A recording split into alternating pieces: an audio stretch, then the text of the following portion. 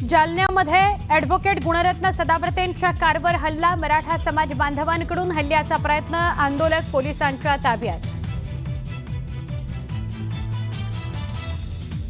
आमदार नसताना 20 कोटी मिळाल्यासंदर्भात सदा सरवणकरांचं वक्तव्य, राजकारण तापण्याची चिन्ह.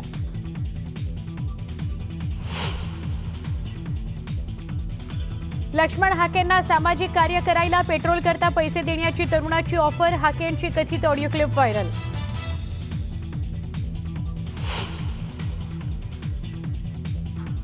स्थानिक स्वराज्य संस्था निवडणुकीकरता 3 कोटी होतात खर्च, कुठे कुठे तर 100 बोकड दिले जातात. पैसे खर्च करून मातीत जायचं का?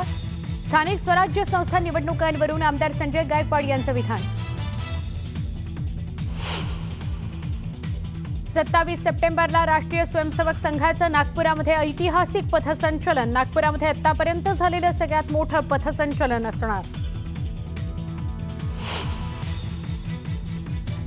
पंतप्रधान नरेंद्र मोदी संध्याकाळी 5 वाजता राष्ट्राला संबोधित करणार. पंतप्रधान काय बोलतात याकडे सगळ्यांचं लक्ष. जपानच्या ओसाकातील आंतरराष्ट्रीय उद्योग परिषदेत जगभरातले 150हून अधिक देश सहभागी. उद्योगमंत्री सामंत यांच्या हस्ते महाराष्ट्र पॅव्हेलियनचं उद्घाटन.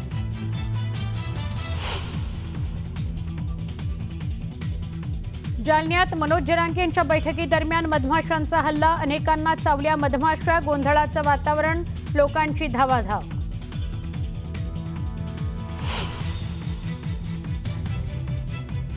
लातूर जिल्ह्याच्या निलंगा तालुक्यातील उस्तुरी या परिसरात मुसळधार पाऊस. उस्तुरी गावाहून औराद शहाजनीकडे जाणारा मार्ग बंद. नाशिक जिल्ह्यात कांद्याचा प्रश्न पेटला, दर घसरत असल्याने शेतकरी आक्रमक, हमीभाव न दिल्यास तीव्र आंदोलनाचा इशारा.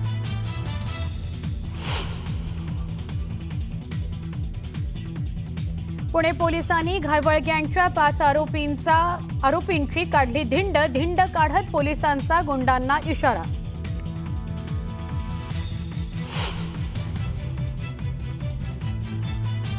आसामचा सुप्रसिद्ध गायक जुबिन गर्गचं निधन. शेवटचा निरोप देण्याकरता गुवाहाटीमध्ये लोटला जनसागर. संगीत विश्वात शोककळा.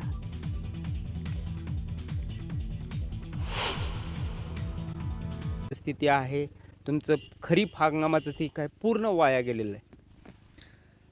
जिल्ह्यातील सर्व खरीप हंगामाची पिके पूर्ण वाया गेलेली आहेत. असं असलं तरी जिल्ह्यामध्ये सर्व दूर अतिवृष्टी झाली आहे, परंतु अक्कलकोट तालुका आणि नदीकाठचा भाग इतकाच भाग केवळ अतिवृष्टीच्या याच्यामध्ये घेण्याचा राज्य शासन आणि जिल्हा प्रशासनाचा कट आहे. प्रीतम पंडित, न्यूज 18 लोकमत, मोहोळ. पूर आणि अतिवृष्टीचा सर्वाधिक फटका नांदेडला सुद्धा बसलाय. नांदेड जिल्ह्यामध्ये तब्बल 7,28,000 हेक्टर क्षेत्रावरील पीक नुकसानीत गेलेलं आहे. कालच कृषी मंत्री दत्तात्रय भरणे यांनी नांदेड जिल्ह्यामध्ये नुकसानीची पाहणी केली. वाशिममध्ये सुद्धा, नांदेडमध्ये सुद्धा ते फिरले. राज्यात सर्वाधिक नुकसान नांदेडमध्ये झालंय असं ते म्हणाले. दरम्यान शासनानं मदत जाहीर केलेली आहे, मात्र ती मदत तुटपुंजी आहे. हेक्टरी 8,500 इतकी मदत जाहीर करण्यात आली आहे, त्यावर शेतकरी समाधानी नाही आहे.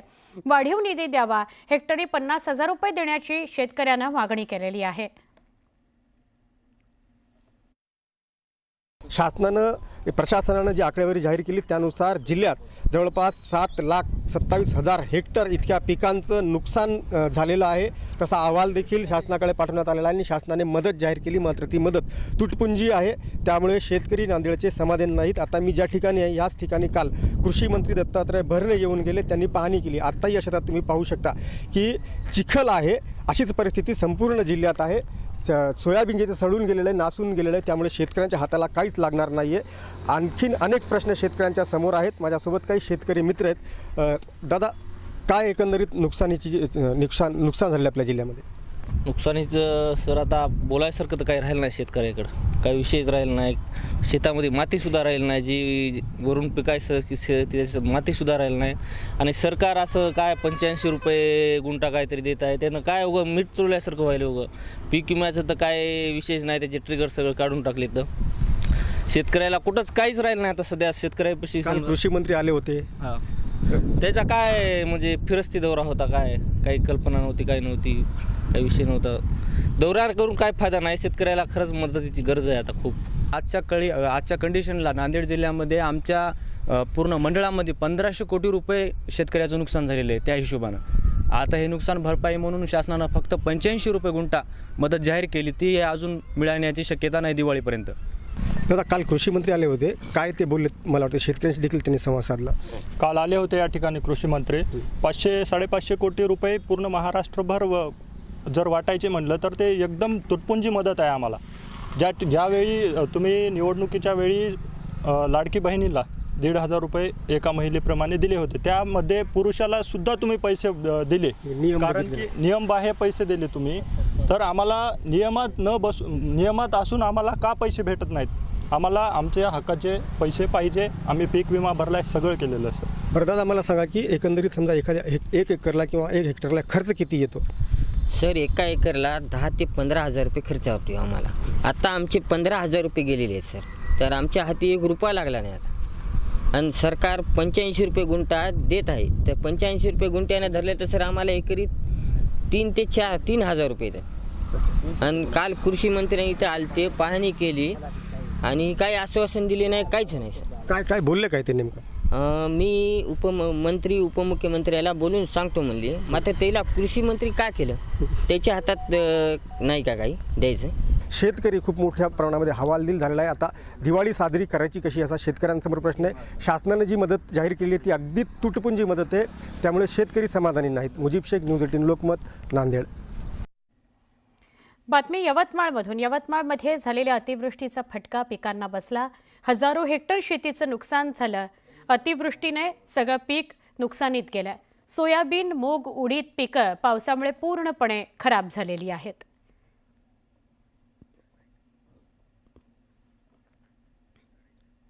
तर धाराशिवची सुद्धा काही वेगळी परिस्थिती नाही. अतिवृष्टीच्या तडाख्यात धाराशिव सापडलाय. शेतातल्या सगळ्याच पिकांना जोरदार फटका बसलाय. जिल्ह्यात आल्याचं पीक जे आहे तेही पावसानं पूर्णपणे हातातून निसटून गेलेलं आहे. पाणी साचलं, त्यामुळे आल्याचं पीक खराब झालं. लागवडीचा खर्च जो आहे तो सुद्धा निघेना अशी परिस्थिती निर्माण झाली आहे. त्यामुळे आर्थिक संकट शेतकऱ्यासमोर उभं ठाकलंय. केवळ सोयाबीन किंवा इतर पिकाचंच नुकसान नाही आहे, तर परांडा तालुक्यातील काही शेतकरी अद्रकची देखील लागवड करतायत. आणि मी अद्रकच्या शेतात आहे.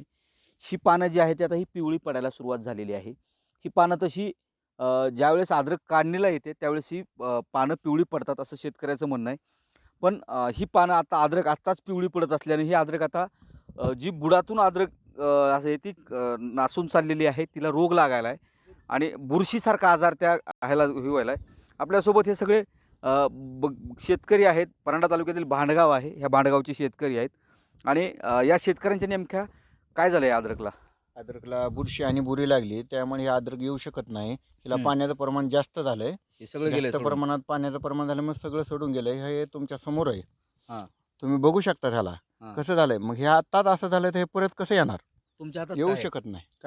कांद्याचं काय झालं भाऊ? हे कांद्याचं पान हे असे पिवळं पडलेले. पिवळं पडलं, येते गोरी आता ते? नाही येऊ शकत नाही. येऊ शकत नाही. हां, तो नासून जाणार, वायाच गेला. वाया जाईल. बाबा, कुठलं नक्षत्र आता हे चालू आहे? आता उतरा. उतरा. उतरात पाऊस असतो का?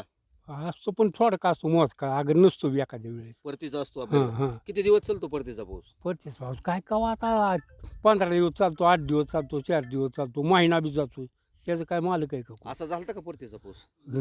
परतीचा पाऊस नाही झाला. नाही इकडलाच पाऊस असा. उतरा नक्षत्र पण परतीचा पाऊस कधी झाला नाही. नाही परतीचा पाऊस. काय सांगाल? 10 विघ्याची पाळी आली, 10 विघ्याची पाळी आली आम्हाला ह्या गावाला. तर गाजरे गेली, सोयाबीन गेली, उडदाची वीज बोंब झाली.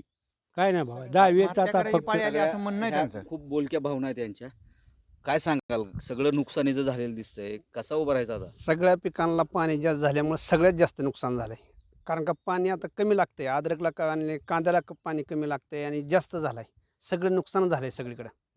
काय पंचनामे, तलाठी, गावकरी फिरतात का इकडे? यायला लागलेत, पंचनामे करायला सांगितलंय. काय मदतीची अपेक्षा? किती मदत दिल्यावर शासनानं तुमचं सगळं शेत नाही एवढं मदत मिळू शकत नाही, पण थोडंफार मिळली तरी थोडा हातभार लागेल शेतकऱ्यांना.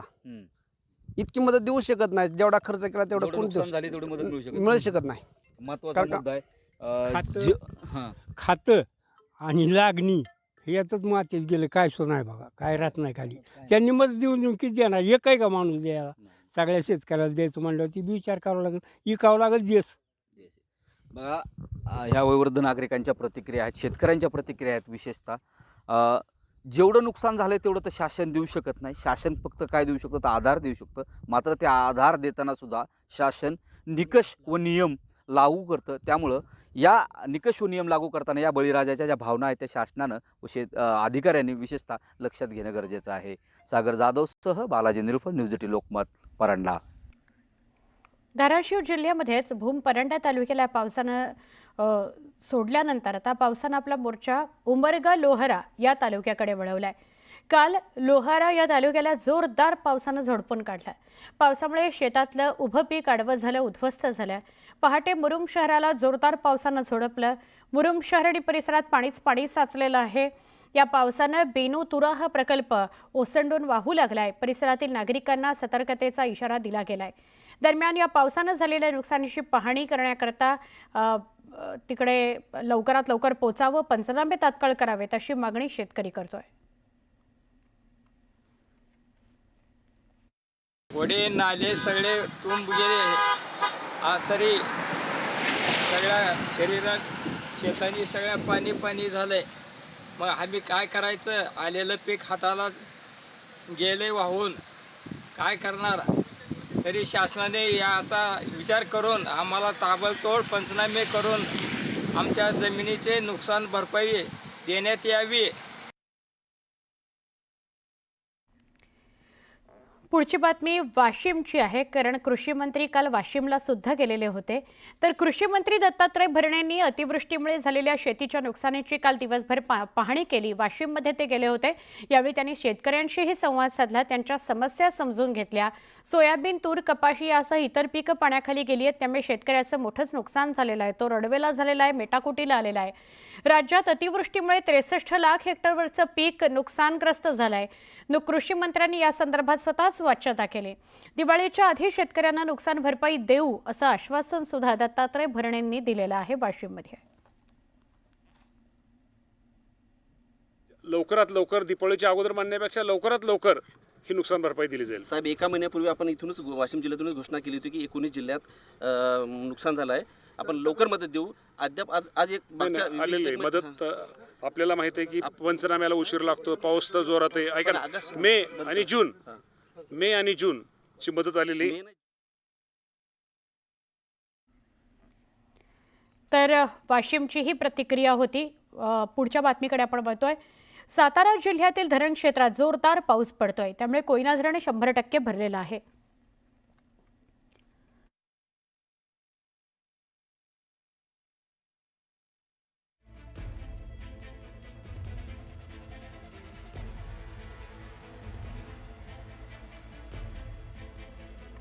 तर कोयना धरण 100% भरलेलं दिसतंय. धरणाचे सगळे वक्र दरवाजे 1 फुटांनी उघडावे लागले आहेत. धरणामधून सध्या 11,700 क्युसेक प्रति तास इतका पाण्याचा विसर्ग कोयना नदी पात्रात केला जातोय. धरणातून मोठ्या प्रमाणावर कोयना नदीत पाणी सोडलं जात आहे. त्यामुळे नदीकाठच्या गावांनी सावधान राहायचंय, सतर्क राहायचंय अशा सूचना केल्या गेलेल्या आहेत.